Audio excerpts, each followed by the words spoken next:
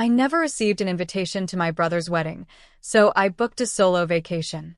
Darling, this event is reserved for those we genuinely care about, my mother explained. Dad chimed in, not everyone has earned a place at significant family occasions. At last, a celebration without the family letdown. Aunt Teresa added, true family is only for true family. When the wedding fell apart due to financial problems, the entire family came begging for help, but it was already too late. My name is Elena Harper. I'm 30 years old, and if you think you know how this story ends, keep watching. What happens when the outcast they rejected becomes the only one who can save them? So, I made a decision that would change everything. Instead of begging, crying, or fighting for a seat at their table, I packed my bags and booked a solo trip to Barcelona. If they wanted to celebrate without me, then I would discover what true celebration felt like on my own terms. As I wandered through Gothic quarter alleys and watched the Mediterranean sunset paint the sky in shades of orange and pink, I posted a simple photo to social media. The caption read, sometimes the best gift is not being invited to the wrong party. Little did they know, their exclusion had just set in motion a series of events that would leave them desperate and scrambling. Because 3 weeks before the wedding, their perfect plans would collapse spectacularly. And when they came crawling back, begging for my help, I would have to decide, would I be their savior, or would I let them learn what it truly means to lose someone? Stay tuned to find out if Elena gives them a second chance, or if she finally puts herself first. The pain of exclusion doesn't fade simply because you're in a beautiful place. Even as I sip sangria at a rooftop bar overlooking Barcelona's twinkling lights, their voices echoed in my head. My mother's dismissive tone. My father's cruel laughter. Aunt Teresa's smug declaration about genuine family. I tried to push the thoughts away, focusing instead on the flavors of patatas bravas and the warmth of Spanish hospitality. Strangers smiled at me in cafes. A local artist sketched my portrait in La Rambla and refused payment, calling it a gift. These people, who knew nothing about me, showed more kindness in moments than my own family had shown in years. But still, the questions haunted me. Why had I always been the convenient one when they needed something? When Mom needed help with medical bills, who did she call? When Dad's car broke down, who sent money without hesitation? When my brother Julian needed a co-signer for his apartment, who stepped up despite having her own financial struggles? Me. Always me. Elena the dependable. Elena the invisible. Elena the family bank who never got invited to family celebrations. The realization hit me one evening as I sat on the beach at Barceloneta, watching waves crash against the shore. I had been their safety net, but never their priority. Their emergency contact, but never their cherished daughter. Their solution, but never their celebration. My phone buzzed. A message notification. My heart jumped involuntarily. Maybe they'd realized their mistake? Maybe they were reaching out to apologize? But no. It was just my credit card company, reminding me of a payment due. The same credit card I'd maxed out helping my family over the years. The irony wasn't lost on me. I posted another photo that night, me standing with arms outstretched toward the sea, silhouetted against the sunset. The caption, learning that distance creates clarity. Sometimes you have to leave to see the truth. Within an hour, it had dozens of likes and supportive comments from friends who had watched my family treat me as optional for far too long. What I didn't know was that back home, their supposedly perfect wedding plans were beginning to unravel. And soon, very soon, my phone would start ringing off the hook. Would Elena answer those desperate calls? Find out in the next part. My flight home landed on a Tuesday afternoon. By the time I collected my luggage and made it back to my apartment, my phone had exploded with notifications. 17 missed calls. 32 text messages. Multiple voicemails. All from my family. My mother's texts were almost comedic in their sudden change of tone. Elena, darling, we were only teasing about the wedding. You know how we joke around. Please call us back urgently. We need your help with something important. My father's messages carried his typical authoritarian flavor. This is serious, Elena. Family means helping each other. Stop being difficult and call me immediately. Aunt Teresa, who had been so quick to exclude me, now texted, "If you care about Julian at all, you won't let his special day be ruined. We need you." I sat on my couch, surrounded by unpacked luggage, and read through every single message. Each one more desperate than the last. Each one reeking of manipulation, disguised as familial obligation. Not a single genuine apology. Not one acknowledgement of how deeply they had hurt me. I didn't respond. Instead, I unpacked slowly, deliberately. I made myself a cup of chamomile tea. I lit my favorite lavender candle. I sat in my peaceful apartment, the one I had worked so hard for, the one they had never visited despite multiple invitations, and I breathed. Their desperation wasn't surprising. It was predictable. This was the pattern. They built their dreams on borrowed money, inflated egos, and the unspoken expectation that I would always be there to catch them when they fell. They had architected their lives assuming I would remain their silent supporter, invisible until needed. But this time, something fundamental had shifted during those sunlit days in Barcelona. I had tasted freedom. I had experienced what it felt like to be somewhere where nobody expected anything from me, where I wasn't defined by my usefulness or my willingness to sacrifice. My phone rang again. Julian's number flashed on the screen. My younger brother, the golden child, the one getting married. I let it ring. Once. Twice. 3 times. Then it went to voicemail. His voice came through the speaker, shaky and uncertain. "Ellie, please. I know you're mad, and maybe you have a right to be, but I really need you right now. We all do. Something's happened with the wedding, and you're the only one who can help. Please call me back. Please." The only one who can help. There it was, the truth they'd never admit when I wasn't needed. I was family when they required something, invisible when they didn't. I took a sip of my tea and stared at my phone. What would I do? Would I answer their calls and step back into my role as family savior? Or would I choose differently this time? The next part reveals the shocking truth about what went wrong with the wedding and Elena's bold response. After 2 days of silence from me, Julian showed up at my apartment. I saw him through the peephole, pacing nervously in the hallway, running his hands through his hair the way he always did when stressed. Part of me, the old Elena, the fixer, wanted to throw open the door and comfort him. But the new Elena, the one who had watched Spanish sunsets alone, stayed quiet and still. He knocked. 3 sharp raps. "Ellie, I know you're home. Your car is in the parking lot. Please just open the door." 5 minutes. That's all I'm asking. I waited another moment before opening it. He looked terrible, dark circles under his eyes, wrinkled clothes, the picture of desperation. "Thank God," he breathed when he saw me. "I thought you'd never answer." "What do you want, Julian?" My voice was calm, measured. It seemed to unnerve him more than anger would have.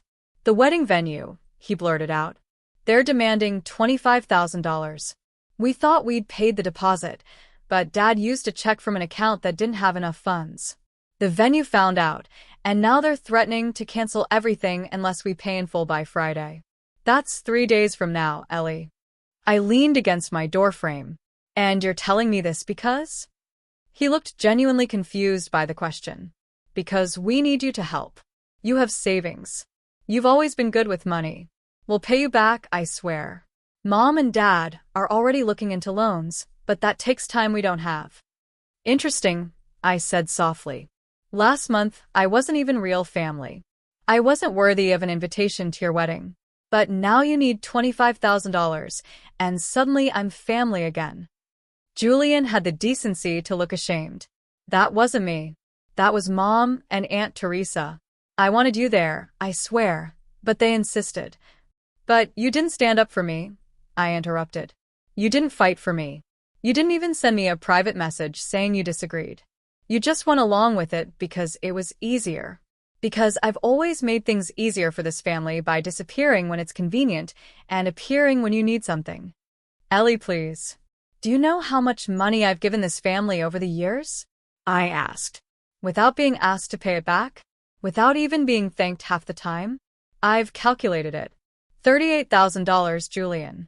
And that's not counting the co-signing I did for you that destroyed my credit score when you missed 3 payments before catching up. His face went pale. I didn't realize. I thought you were okay with. You never asked if I was okay with it. None of you did. You just assumed I'd say yes because I always have. Well, Julian, here's something new. I'm saying no. I watched the realization hit him, like cold water. You're not going to help us? I'm not going to save you this time, I corrected. There's a difference. He stared at me for a long moment, and I could see him cycling through emotions: shock, anger, desperation, and finally, something that might have been understanding. But it was too little too late. You're really going to let my wedding fall apart? He asked quietly. I'm going to let you face the consequences of your family's choices, I said, including the choice to exclude me. What happens when the golden child's perfect day crumbles? Stay tuned for part 5. After Julian left my apartment, defeated and still in disbelief, I did something that would change the entire dynamic of this situation. I posted about it on social media. Not in a vindictive way, but honestly. I shared a photo of myself from Barcelona, standing at the edge of a cliff overlooking the sea, and I wrote, "They said I wasn't real family. They excluded me from the celebration. But now that they need $25,000, suddenly I'm family again. I'm learning that boundaries aren't cruel, they're necessary. I'm learning that saying no doesn't make you the villain. Sometimes it just makes you honest." Within an hour, the post had hundreds of reactions. Friends I hadn't talked to in years were commenting with support. Strangers were sharing their own stories of family manipulation. Some people thought I was being too harsh. Others applauded my courage. But the real firestorm began when people from my hometown started seeing it. The small community where my family had built their reputation, where my mother volunteered at the church, where my father played golf at the country club, where Aunt Teresa hosted book club meetings in her pristine living room. The whispers began. Questions were asked. And my family, who prided themselves on appearance and status, suddenly found themselves at the center of very uncomfortable conversations. My phone started buzzing again, but this time the messages were different. My mother's text was frantic. "Take down that post immediately. You're embarrassing us. How dare you air our private family matters publicly?" Aunt Teresa sent a long, rambling message about loyalty and family honor that I deleted without finishing. But the most interesting message came from my father. Just 4 words. "We need to talk." I didn't respond to any of them. Instead, I went to a yoga class, had lunch with a friend who had always supported me, and lived my life. Their panic was not my emergency. Their reputation crisis was not my responsibility to fix. That evening, I received a notification that changed things. Julian's fiancée, Rebecca, had requested to message me on social media. We'd met only twice, brief, awkward encounters at family dinners I was reluctantly invited to. I accepted the message request, curious. Her message was surprising. "Elena, I saw your post. I didn't know they hadn't invited you to the wedding. Julian told me you declined, that you were too busy with work. I'm so sorry. This is not okay, and I want you to know that I had no part in excluding you. In fact, if I'd known, I would have insisted you be there." I stared at the message for a long time. So Julian had lied to his future wife. He'd maintained the family's narrative rather than admit the truth. Another layer of deception revealed. Rebecca continued, "I'm having serious doubts about marrying into this family. The way they've treated you is appalling. And now they expect you to pay for a wedding you weren't even invited to? That's manipulative and cruel. I wanted you to know that not everyone agrees with what they've done." I replied simply, "Thank you for reaching out. That means more than you know.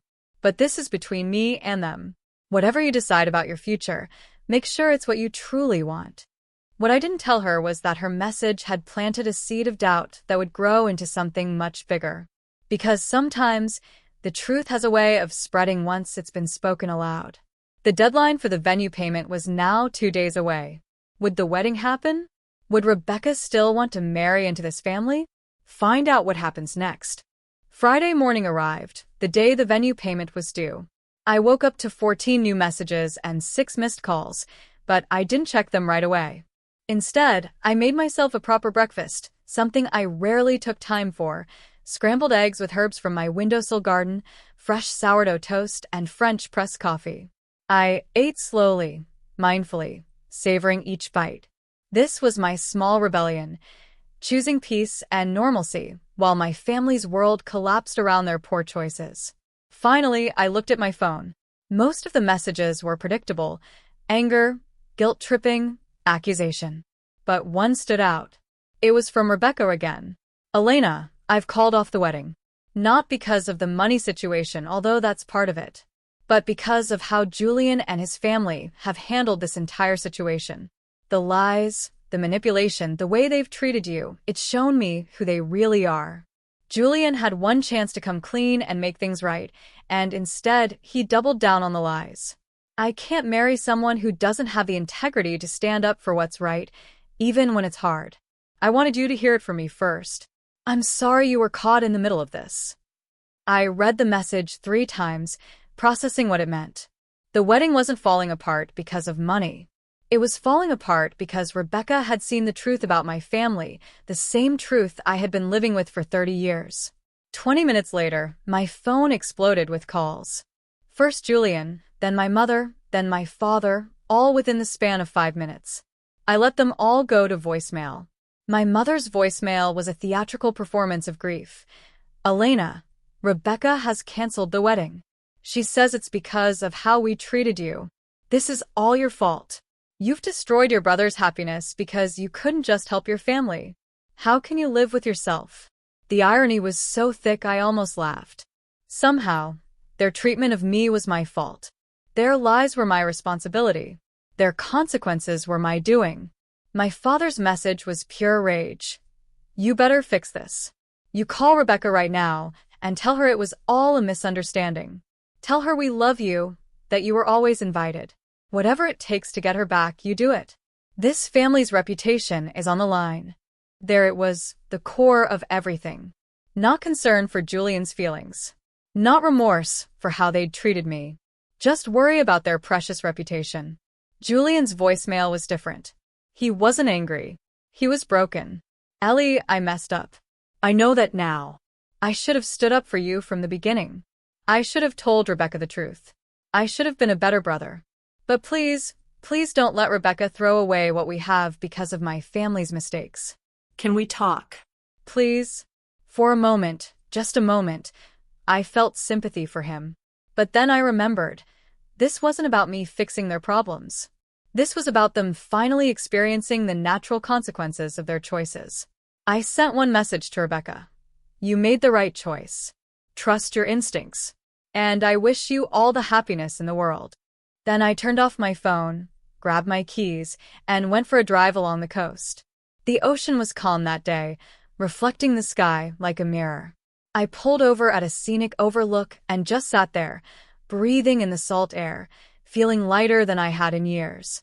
I wasn't celebrating their pain, but I was acknowledging my freedom from being their eternal solution. For the first time, I had chosen myself, and it felt like coming home to a place I'd never been before. But the story wasn't over yet. The aftermath was still unfolding, and my family had one more card to play. 3 weeks passed. 3 weeks of silence from my family, which was perhaps the longest stretch of peace I'd had in my adult life. I used that time well, reconnecting with friends they'd always criticized, pursuing hobbies I'd neglected, and most importantly, working with a therapist to understand the patterns that had kept me trapped in their dysfunction for so long. My therapist, Dr. Chen, helped me see something crucial. My family hadn't valued me despite how much I gave them. They devalued me because of how much I gave them. My unconditional help had made me invisible. I was the foundation they never acknowledged because foundations are meant to be buried and forgotten. Then on a Tuesday evening there was a knock at my door. Quiet, hesitant. Different from Julian's desperate pounding weeks earlier. I opened it to find my mother standing there, and I barely recognized her. The perfectly coiffed hair was pulled back in a simple ponytail. The designer outfit replaced with jeans and a cardigan. No makeup. She looked human, vulnerable. "Elena," she said softly. "May I come in?"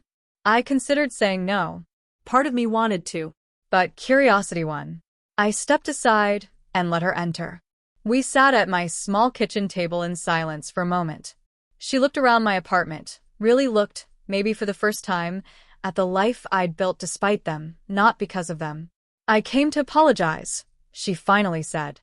"Not because I want something from you. Not to try to fix Julian's situation or save our reputation. But because I've spent the last 3 weeks thinking about what you said, what you wrote online, and I realized you were right about everything." I waited, saying nothing. Words were easy. I needed to hear if there was any substance behind them. "We took you for granted," she continued, her voice cracking. "We used you as our safety net while excluding you from our joy. We called you family when we needed you and treated you like an outsider when we didn't. And the worst part is, we convinced ourselves it was normal, that you didn't mind, that you'd always be there no matter how poorly we treated you." A tear rolled down her cheek. "Your father and I have barely spoken in weeks. We keep replaying every family event, every holiday, every crisis, and seeing all the times we pushed you to the margins while keeping you close enough to use. Teresa has stopped coming to the house. She can't face what she said about you. And Julian."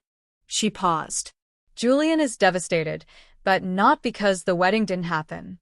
Because he realized he became just like us, using you without seeing you." "Why are you telling me this?" I asked quietly. "Because you deserve to hear it. And because—" She looked directly at me, more genuine than I'd ever seen her. "Because I don't expect you to forgive us. I don't expect you to come back. I don't even expect you to stay in contact. But I needed you to know that we finally see what we did. The truth you've been trying to tell us for years finally got through." I felt tears welling up in my own eyes, not from joy or relief, but from grief. Grief for the family I'd wanted to have. Grief for all the years wasted trying to earn love that should have been freely given. "Thank you for saying that," I said. "It means something that you came here. But, Mom, I need you to understand, this isn't something that can be fixed with one conversation. You can't erase 30 years of being invisible with one apology." She nodded, wiping her eyes. "I know. I'm not asking for anything. I just needed you to know that you weren't wrong. You weren't overreacting. You weren't being sensitive or difficult or any of the other things we accused you of being. You were right, and we were terribly, terribly wrong." She stood to leave, and at the door, she turned back. "Whatever you decide about us, whether you want space forever or whether someday you might want to try again, we'll respect it. You've earned that. You've earned so much more than we ever gave you." After she left, I sat in my quiet apartment and cried. Not because I was ready to forgive them, but because I was finally free from needing to. The final chapter reveals Elena's ultimate decision and the unexpected turn her life takes. 6 months later, my life looked completely different. Not because of any grand dramatic change, but because of 1,000 small choices to prioritize my own well-being over their expectations. I started hosting dinner parties in my apartment, something I'd never done before, because I was always too worried about what my family would think or whether they'd approve. My dining table, which had collected dust for years, became a gathering place for friends who actually celebrated my presence rather than just tolerating it. One evening, as I was preparing for one of these dinners, Rebecca reached out again. We'd stayed in touch occasionally through social media, brief supportive exchanges. But this message was different. "Elena, I wanted you to know. I'm seeing someone new. Someone who values honesty and treats people with respect. And I realized that calling off that wedding was the best decision I ever made. Your courage in standing up for yourself gave me the courage to stand up for mine. Thank you for that example." I smiled reading it. Sometimes the ripples of our choices reach further than we know. As for my family, we'd settled into a new normal. My mother texted occasionally, simple messages asking how I was, never demanding anything, never guilt-tripping. I responded when I felt like it. Julian sent a long letter apologizing and asking if we could rebuild our relationship slowly on my terms. I wrote back saying maybe someday but not yet. My father never reached out, which told me everything I needed to know about whether he'd actually changed or just regretted the consequences. Aunt Teresa sent a brief apology text that felt more obligatory than genuine. I acknowledged it and moved on. The truth was, I didn't spend much time thinking about them anymore. I was too busy building the life I actually wanted, volunteering at a literacy nonprofit, taking pottery classes, traveling to places I'd always dreamed of visiting. I even started dating someone who, on our third date, asked me directly, "What do you need from a relationship?" No one had ever asked me that before. I was so used to being asked what I could give. 1 year to the day after the canceled wedding, I posted one final photo to social media. It was a picture of my dining table, surrounded by laughing friends, glasses raised in a toast. The caption read simply, "I built my own table. And at this one, love never comes with conditions." The post got hundreds of reactions, including one comment that made me pause. It was from Julian. "I'm glad you found your people, sis. You deserved that all along. Working on being better. Maybe someday I'll earn a seat at your table. No pressure. Just hope." I didn't respond immediately. Instead, I sat with the feeling, not anger anymore, but something softer. Not forgiveness yet, but perhaps the beginning of possibility. Because here's what I learned through all of this. Sometimes the greatest act of love is letting people experience the consequences of losing you. Sometimes the kindest thing you can do is refuse to be mistreated. And sometimes the family you need isn't the one you're born into, it's the one you choose to build. The wedding that never happened became the catalyst for the life I was always meant to live. A life where I wasn't the disappointment or the backup plan or the invisible support system. A life where I was simply Elena, valued, respected, and finally free. And that, as it turns out, was worth so much more than any invitation to someone else's celebration could ever be.